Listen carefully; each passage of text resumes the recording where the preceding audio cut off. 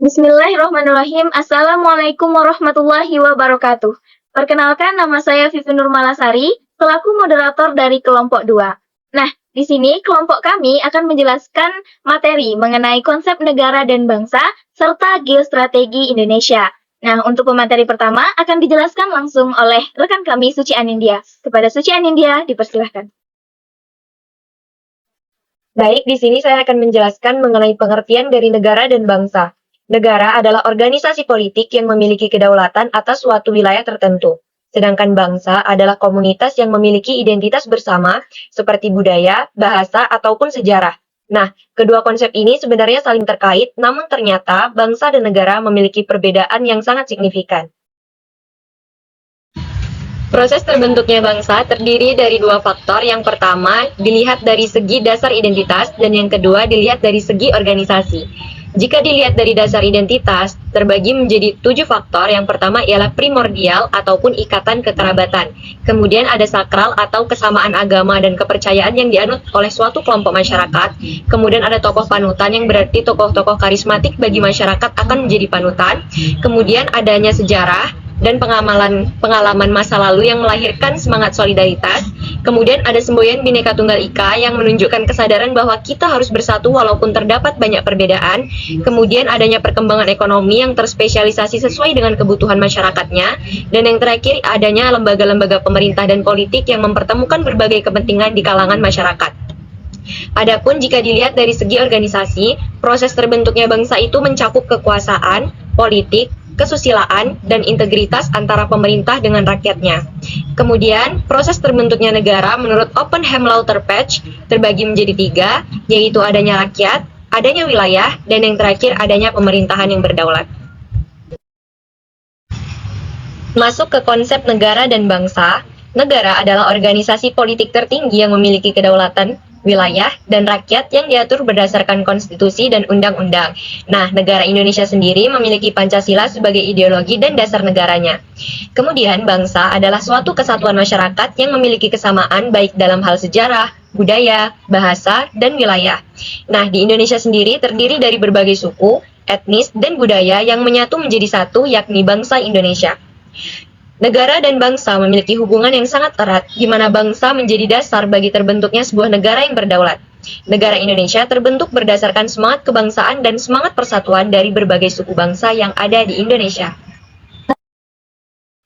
Nah, materi selanjutnya yaitu unsur-unsur dari suatu negara. Unsur-unsur dari suatu negara terdiri atas 4. Yang pertama yakni wilayah, yang kedua penduduk, yang ketiga pemerintahan, dan yang keempat kedaulatan. Yang pertama adalah wilayah. Negara memiliki wilayah teritorial yang jelas dan terdefinisi dengan baik di darat, laut, maupun udara. Batas-batas wilayah ini menjadi sangat penting dalam menentukan kedaulatan suatu negara.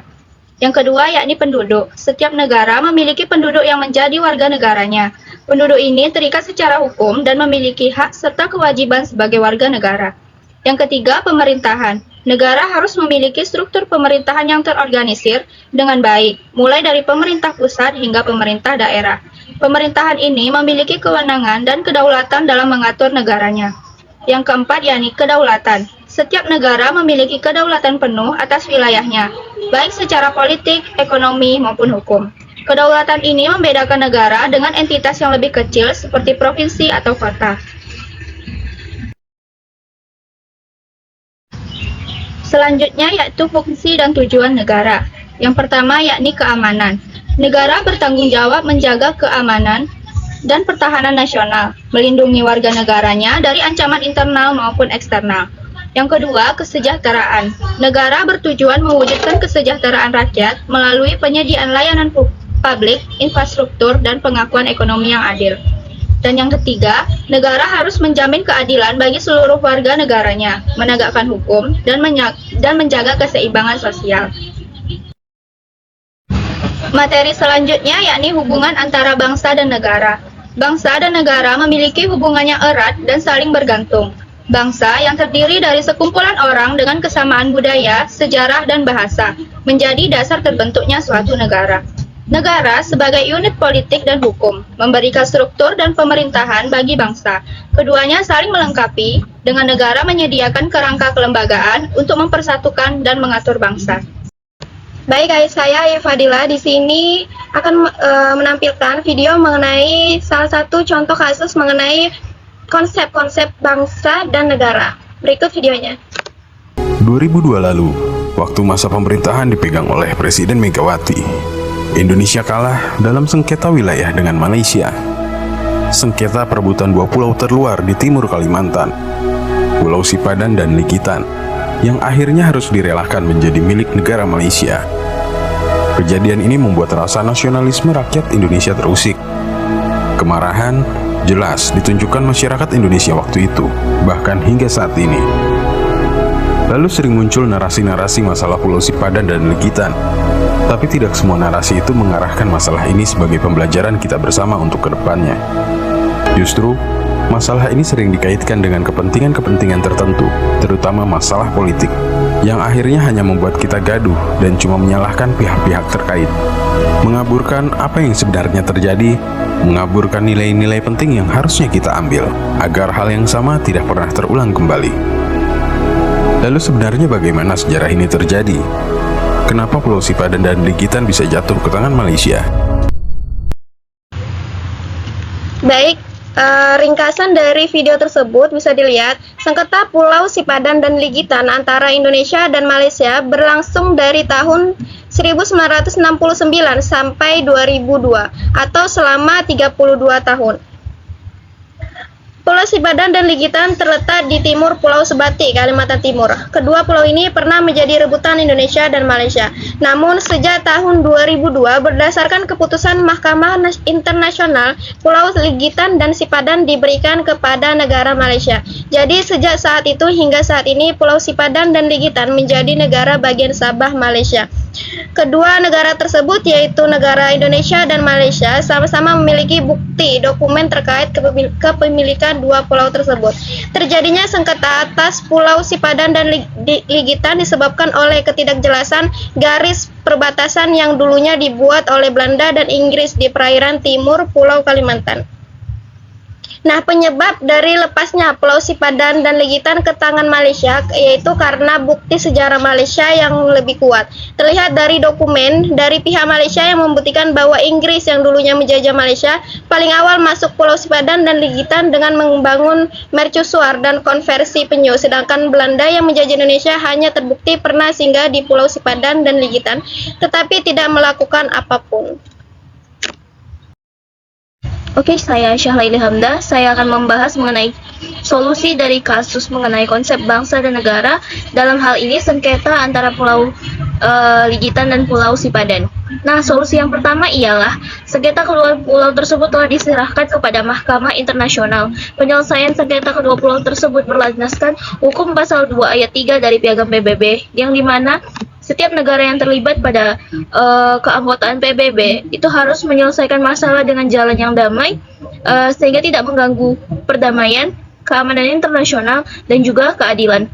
Kemudian disebutkan juga pasal 3 Piagam PBB, yang mana anggota keamanan dapat melakukan pertemuan atau rapat di tempat di luar daripada gedung formal PBB sendiri atau organisasi itu sendiri dalam hal untuk mempermudah tujuan daripada organisasi itu sendiri.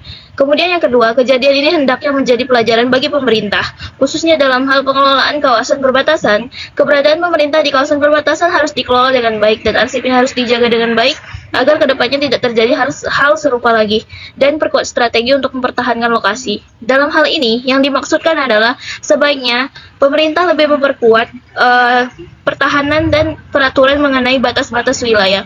Agar apa? Agar hal ini tidak terulang lagi. Secara tegas kita harus memberikan tatanan bahwa daerah ini memang milik kita. Bahkan jika negara lain ingin merebutnya, kita sudah mempunyai hak atas daerah itu sejak lama.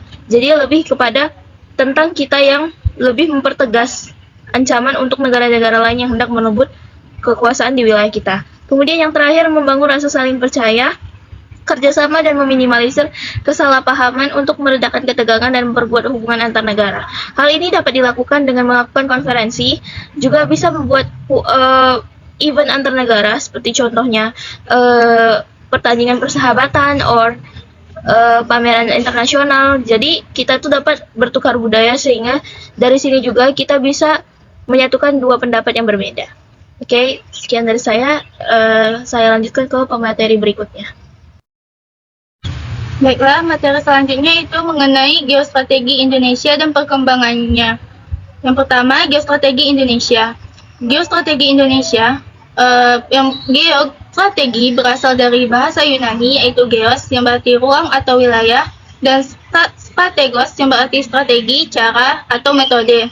Sedangkan jadi geostrategi itu berarti merupakan suatu metode atau strategi yang digunakan dengan memanfaatkan kondisi geografi negara dalam menentukan kebijakan, tujuan, serta sarana untuk mencapai tujuan nasional.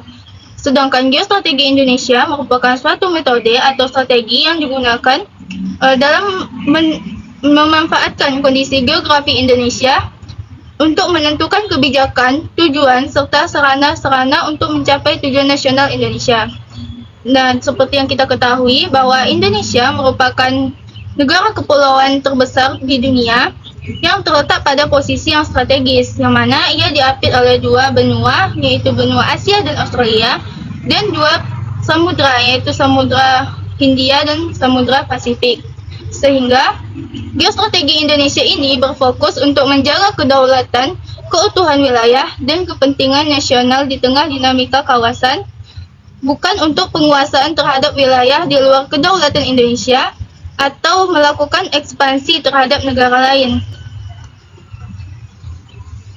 Kemudian, geostrategi Indonesia dan perkembangannya. Sekarang saya akan membahas tentang perkembangan geostrategi Indonesia. Geostrategi Indonesia ini terus berevolusi seiring perubahan lingkungan strategis global dan regional. Fokus utamanya saat ini adalah menjaga stabilitas, meningkatkan konektivitas, dan memperkuat kerjasama dengan mitra strategis untuk mendukung pembangunan nasional dan kesejahteraan rakyat.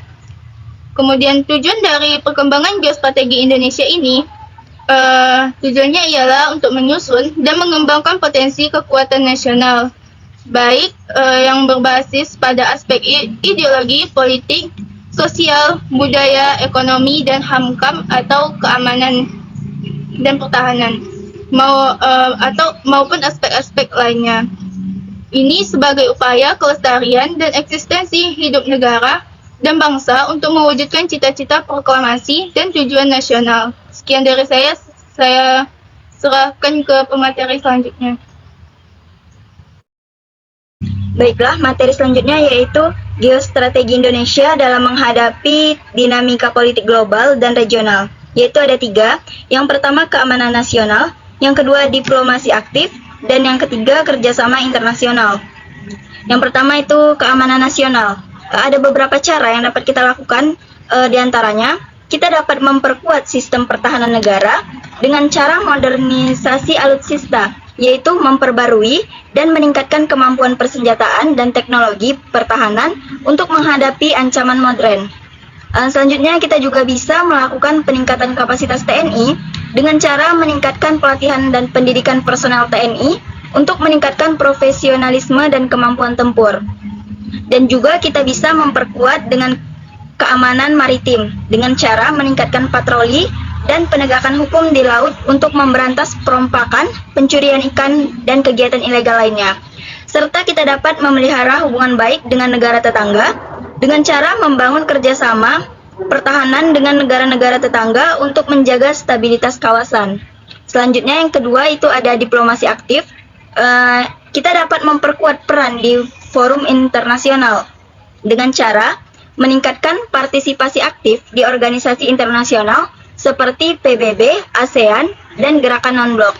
Selanjutnya kita bisa meningkatkan hubungan bilateral dengan negara-negara lain dengan cara memperkuat kerjasama bilateral dengan negara-negara sahabat di berbagai bidang seperti ekonomi, politik, dan budaya. Dan yang ketiga itu ada kerjasama internasional. Kita bisa meningkatkan kerjasama ekonomi dengan memperkuat kerjasama perdagangan dan investasi dengan negara-negara lain. Dan juga kita bisa bergabung dengan perjanjian perdagangan bebas regional dan internasional dengan meningkatkan daya saing produk-produk Indonesia di pasar global.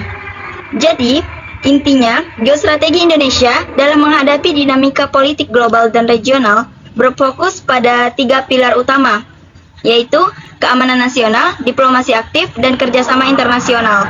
Dengan memperkuat ketiga pilar ini, Indonesia dapat menjaga stabilitas nasional, memajukan kepentingan nasional di forum internasional, dan berkontribusi pada perdamaian dan stabilitas di kawasan. Demikian dari saya. Baik, saya Anissa Fidaraini akan menjelaskan mengenai kasus geostrategi yang terdapat di Indonesia, mengenai kasus lepasnya Timor Timur dari wilayah Indonesia.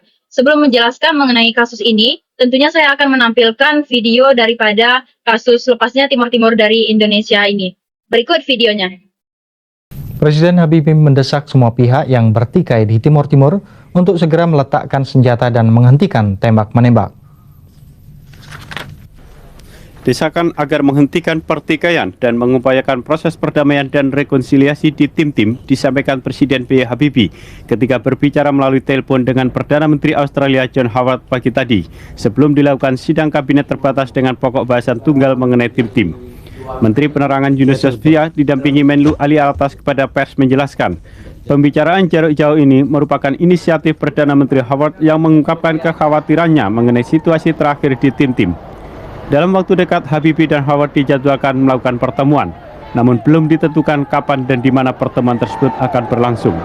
Sementara itu, Menlu Ali Alatas menjelaskan, sidang kabinet terbatas telah menyetujui draft atau naskah konstitusional mengenai pemberian paket otonomi khusus untuk tim-tim.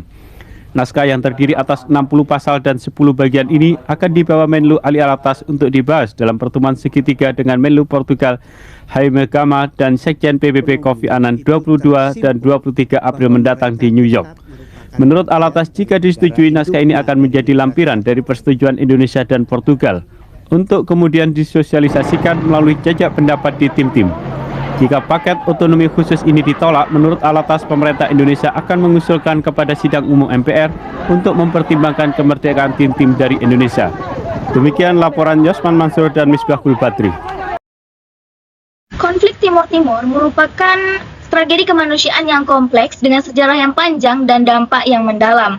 Nah, dari konflik ini kita dapat belajar bahwa pentingnya dialog, perdamaian, dan penghormatan terhadap hak asasi manusia. Sebagai kesimpulan, konsep negara, bangsa, dan geostrategi sangat penting bagi Indonesia untuk mencapai tujuan nasionalnya. Ketiga konsep ini harus dipahami dan diimplementasikan dengan baik oleh seluruh komponen bangsa Indonesia. Nah, saya mengutip perkataan dari Albert Einstein, di mana perdamaian tidak dapat dijaga, tetapi dapat diraih dengan kekuatan. Saya harap teman-teman sekalian dapat mengambil pelajaran dari materi yang telah kelompok kami sampaikan. Saya, Vivi Nurmalasari, selaku moderator mengucapkan mohon maaf apabila ada kesalahan dan kekurangan. Saya akhiri, wassalamualaikum warahmatullahi wabarakatuh.